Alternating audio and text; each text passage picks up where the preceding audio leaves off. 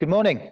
Welcome to the Housing Digital Micro Conference on regulation making the grade. My name's Joe Broon. I'm the Managing Director of Housing Digital and also today's host for the micro conference.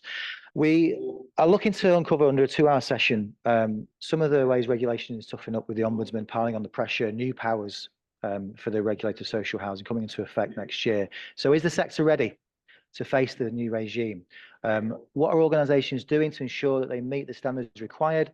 What are the roles played by technology, culture, training, policy, regulation itself in delivering good services, continuous improvement and high performance? We are moving on to our third keynote of the day.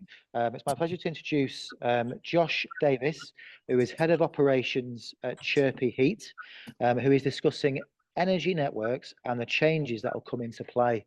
Josh, over to you. Perfect. So yeah, I'm just going to be going through kind of heat network regulations that are coming for the social housing sector. I've got 10 minutes and I'm going to try and cram in 10 years worth of regulation changes. So I'll be real quick. But the thing that I want to spend most time on is explaining what you can actually do in the sector to kind of prepare for what's coming and to gear up for it. So as way of introduction, I'm Josh Davis.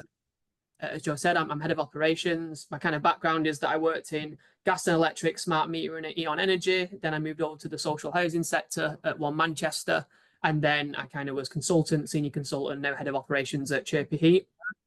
So for those that don't know, Chirpy Heat is a heat network consultancy that primarily supports social housing landlords and local authorities with effectively managing their heat network portfolios. I'll explain what a heat network is in a slide or so. But basically, it's anywhere from the plant room to the boardroom will kind of get involved. And the main thing that's been steering our kind of growth and our trajectory at the moment is regulation, because there's a lot of changes coming, which I'll lift up as well. So just a little bit about us. Our 3 directors and our senior leadership team all come from social housing backgrounds, specifically managing communal and district heating schemes. So we've kind of come from the sector for the sector in that kind of regards. So the agenda, quickly, what is work, just to make sure that everybody's on the same page. I'm going to whiz through quickly current and upcoming regulations. There's a lot of workshops and engagement going on at the moment with Ofgem, who are going to step in as the regulator, and the Department of Energy Security Net Zero as well. So I'm not going to go into too much detail, but I just want to make sure everyone's on the same page. And then I'm going to spend most of my time going through what the social housing sector can do to prepare for these changes. So first of all, what is a heat network? A heat network is where more than one customer receives heat and hot water from a central energy source. And the 2 types of heat networks is communal heating and district heating. So you typically find a plant room, a boiler house, an energy centre, and it might be gas. It could be using ground source or air source heat pumps. It could be biomass. It could be waste energy. There's all these different innovations and energy kind of renewables and solutions that could be used. But kind of bottom line of it is that energy is used to heat up water, which is distributed through pipes, up risers and across laterals to multiple dwellings. So communal heating, one building with multiple end customers, and then district heating would be multiple buildings and multiple end customers. So it could be 3-4 blocks of flats, it could be bungalows and a blocks of flats, or it could be a Tesco and a blocks of flats, for example. But the idea is that it's going to be low cost, low carbon and low hassle, reliable heating for people that use it. And 66% of all heat networks in the UK are in the social housing sector. So it's 2/3 of that pie. So there's a real opportunity to decarbonize a large volume of the stock and to make it low cost for those that are living on heat networks. So regulations, as they currently stand, it's been a bit like the Wild West. The regulations were introduced in 2014, and the key kind of 3 pillars are the duty to notify, so send a notification to the regulator of all your heat networks that you've got every 4 years. The duty to install, which is where you need to install heat meters in the individual dwellings to determine what their consumption is and bill them based upon that consumption, only where it's financially feasible to do so. And then the duty to operate and maintain, so where there is equipment installed, just make sure that it's operating correctly and that it's maintained regularly. So that's broad brush of what the regs are from 2014 to now. The main changes, Ofgem will step in spring 2025. So there's the rest of this financial year to plan and lay the foundations for full regulation. Whilst there's only 3 bullet points here, this is actually like the consumer protection is a 120-page document. And there's been a consultation around it. And there's been a consultation around heat network zoning as well. So citywide district heat networks connecting different buildings within a certain catchment area all to one system. And then the heat network technical standards for new builds and also retrofit existing heat networks, communal schemes and district schemes. That consultation is due to come out in December. So I've put some information there so people can review it if the slides are circulated. But the consumer protection, really, the aim is to put those that live on heat networks, because it's a monopoly in the nature of it, you can't change provider like you can with your gas and electric. If you're having poor service, you are kind of tied into that monopoly and you have to have the metering and billing provider that's been appointed to you by the heat network operator. So social housing providers in this kind of setting. So it's making sure that they've got that protection. You know, there's fair pricing, there's step-in arrangements should anything go on, there's vulnerable customer policies and priority services register, heat network debt policies, and all these kind of different documents and policies that need to be in play before regulations kick in. So this is what you can actually do about it. If you've got questions about what the regulations are, or you want to know more information about it, by all means reach out and let me know. I'm happy to talk to people. But to move into what people are doing at the moment to prepare, it's creating a strategy for regulation. It's going to be a seismic shift. Not only are you going to have the housing ombudsman, you're also going to be regulated by the energy ombudsman as well. So you will be regulated in the exact same way as a housing provider, as British Gas, E.ON, OVO, and all of the other kind of utility providers. So you'll have these two kind of entities to report to, and it's understanding what pools rank in which situation. So that's where all these consultations are going on at the moment. So in terms of creating that strategy, it's breaking it down into kind of 4 key areas: understand, respond, plan, and then deliver. So I'm going to lift the lid a little bit on what each of these kind of pillars can look like in practice. So in terms of understanding, it's understanding the scale and value of your energy business. So it can't just be seen as like a subset of heating and electric as it is at the moment. It's its own portfolio, and you'll be treated on a portfolio basis. So we've been doing some surveys on our websites, which, you know, they're 5 to 10 minute surveys. You put in, there's a question, you put yes, no, maybe. We give an output, and then we give you next steps into terms of what you need to be doing to make sure you're compliant. But taking some key information such as, you know, how many homes have you got? Of those homes, how many of them on heat networks? What's your annual turnover? And then we've got some sector averages, like the cost of meters, the cost of repairs and maintenance and so forth. And then we can kind of say, well, actually, looking at your turnover, these are your heat network operational costs, this is your percentage of turnover. And at least then, whilst it's not nailed on, these are your figures, it gives you some kind of indication as to the size and scale of the energy business that you're operating from within your housing organisation.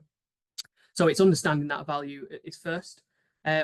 What are the complexities and key challenges within your portfolio specifically? So it's categorizing your heat network. So you might have some that are individually metered in the dwellings.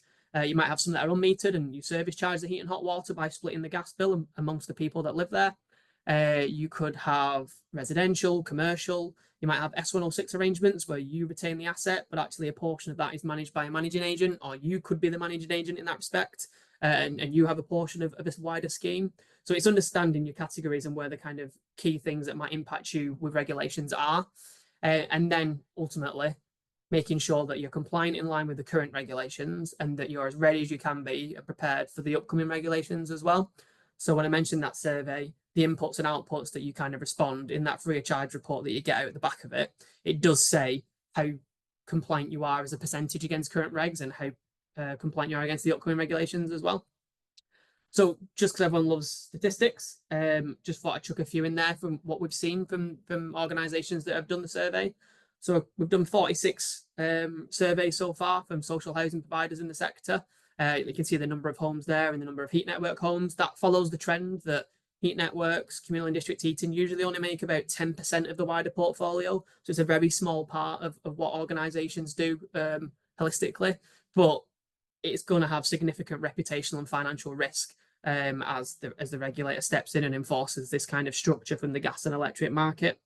So the key thing that people should take away from this slide really is that of everybody that we've kind of responded to that have done this survey, only 53% of organisations are compliant in line with the existing regulations from 2014. So they've been around for 10 years and only half people are ready for those. And then in terms of what's coming based on the consultations and what we've found from Ofgem and the research pieces, less than 30% are compliant in line with the upcoming regulations as well. That one's a bit more typical because they're new regulations, so people aren't going to be compliant with them right now because it's new. It's an introduction of new changes. But to be at 53% against the current regulations, that's alarming. That's something that needs to be done now before you can even start to consider how things are taken forward. And in terms of penalties, the wording has always been uncapped and unlimited in terms of fines, which is a bit vague. But there might be some more guidance on what that'll look like in terms of financial implications and reputational risk down the line too. But once you know what you've got, it's about responding. So the categories of the heat networks that you've got, you've done that understanding piece. So what are your kind of short-term actions and what are your goals? What are your quick wins? What are things that you can do now? So for example, get compliant with the current regulations. That could be quite a simple thing, filling out a spreadsheet and submitting it. What people, departments and teams need to be involved in this process? And then what does the current landscape look like based on the kind of understand stage? So there's a bit of a visual representation here at the bottom of what a lot in the sector have been using to kind of audit trail and keep a track of that process. So there's a load of information that's redacted from this, but behind each cell, you need to do this to get amber, this to get green, and you work your way across from this kind of high carbon, high cost, non-compliance, this nirvana where you want to be, which is compliant, low carbon, low cost, reliable heating for your residents, and then you kind of monitor that journey. So once we've painted this landscape, it's about creating a plan. So what's your year ahead compliance and management plan for managing heat networks? What are your priorities? What are your timescales? And is there any budget required? Do you need to employ a dedicated member of staff, get a working group, get external support, consultancy, contractors, and identifying those kind of needs? And then you can move on to the delivery stage. So identify what your key performance indicators are going to be. What are your timescales for each section, and then mobilizing those internal and external stakeholders once you've kind of mapped out that plan. So you'll see the shift in color now. If you start to do this, get a lot more green in there. And then when you start to work through each task and each project, you can monitor against your KPIs and timescales. You can review your progress at key milestones and change course if any kind of new regulatory requirements come out. But if you're not compliant and the regulator comes knocking and you've got this, at least you can say, I'm not where I need to be, but I've got a plan how to get there. And that'll be far more reciprocated than it would be if you didn't have anything and you were just non-compliant and more likely to lead to fines. So it's this kind of four-stepped approach. And if you dig into it a little bit more detail, I'm not going to go into this loads because we can circulate this, but these are the kind of key management considerations, the 7 C's that kind of touch on all the different points of heat network management. So compliance is the umbrella that sits above all of it now. It's not best practice, it's a requirement, but it's looking after customers, the costs, so tariff setting, debt management and reconciliation, making sure you've got the right contracts in place, reporting on carbon. So have you got the right metrics? Are you optimizing your schemes? Have you got a plan for decarbonisation? You can't just swap out that big gas boiler for another 20 years as we're trying to head towards our net zero targets. So what are you doing to kind of prepare for that now? Capacity, internal teams, working groups, external support, and then the capability of those people as well. So there's a visual representation again there on the right, what it could look like. You've got a heat network or a heat network portfolio in the middle. You've got the kind of core areas, so customers, for example, it could be a core area or is a core area. And then an output for that could be, a priority services register. So we could note down vulnerable customers and monitor on them and report them to the regulator, which will be required when Ofgem step in. And then, okay, well, we know who we're helping and we know how we're helping them. Who's then going to help the customers? So it could be your housing team, it could be sales and letting that do a part of this, it could be customer services. So it's just identifying those roles and responsibilities. And then doing those, going through that kind of linear process. The idea is that you shift from being a housing provider to being a social housing energy provider, because you are going to be doing both if you do have these kind of archetypes in your portfolio. So the key 3 steps that I'd say is takeaways is understand your current position. So where do you stand at the moment? What kind of issues specifically affect your portfolio? You want to get the right people in the room. So making sure you've got senior director and board level buy-in is essential because it is going to be a compliance risk down the line very soon, 6 months' time. What are the current gaps in resources? What skills and knowledge do you have internally and externally? And like what kind of upskilling needs to be done? And then just make sure you've got a plan. Worst case scenario, if you've got a plan, the regulator will be more willing to work with you and get to this goal. They don't want to turn up and just issue fines. They want to work with people to get them to compliance. But you need to be showing that willing that you've done the thinking. So I'd definitely say find out what your organizational drivers are. what your organizational kind of KPIs, SLAs you want to work to. Don't reinvent the wheel, kind of dovetail it with your existing processes.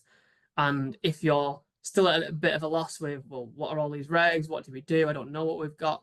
There is a link there to our website where that survey is. So it could just be a case of spending 5-10 minutes on there, filling it out, and you'll just get a free of charge report out of it, which you can run up the flagpole and see what input you get. But yeah, people need to be thinking about this now. This is going to be one of the next big things that climbs up the importance scale. And that is me. Josh, thank you very much for that. Obviously, Josh's presentation, as all presentations, will be available to download off the website shortly, a few days after today. So if anyone does want to go back over Josh's presentation, we do record the session, but we only edit out the actual presentations along with the obviously the screen share as well. So you are free to download that through Housing Digital. So thank you to our 4 keynote speakers today. First of all, we heard from Selina White, the Chief Executive of Magna, who provided a good overview of Magna's experience of the regulator's inspection process. They had little time to prepare, so advise that you can never start too early. But it's beneficial for the regulator as they get to see you as you are. Overall, it was a positive experience and provided the team with key insights. You can't rely on the information given, said Leanne from BTP Architects. You have to check it. The industry, including the regulator, is still finding its feet with the regulatory environment, but she ran through what her practice is doing to keep on top of the new requirements. It includes things like materials tracker, providing a golden thread of information on everything that has gone into the building. Collaboration is, of course, critical, and compliance is everybody's responsibility. We then heard from Josh Davis, the head of operations at Chirpy Heating, who explained about the coming changes to regulation of heat networks. Some 66% of networks are in the social housing sector. There's a lot of work to be done to comply with the coming new regulatory regime, but he talked through what providers can do to ensure they meet the new rules. And then finally, of course, we had Stephen Repton, founder and CEO of Flowlio, who offers some practical guidance on establishing systems to manage projects in a way that minimizes the risk of failure. A new approach is a simple approach involving a collaborative framework with, of course, accountability. So just like to say thank you to our 4 presenters. Thank you for everyone who attended. I also want to use this opportunity to do a shameless pitch for our event in February, which is the Housing Innovation Show, which takes place at the ICC, the International Convention Centre in Birmingham on the 12th and 13th of February. We're expecting 1,000+ delegates over 5 stages, showcase of innovation and transformation. It's free to attend to housing professionals. So all about emerging disruptors. We've got live demos, such as a live AI build, really interesting stuff, a live cyber hack, where someone in the audience gets hacked live on stage, scary stuff. Hopefully it won't be you. And we've got lots of out-of-sector innovators. Please feel free to register for that, 12th and 13th of February at the ICC in Birmingham. So finally, big thank you to everyone today for attending and for speaking, and hope to see you for our next micro conference. Enjoy the rest of your Thursday afternoon.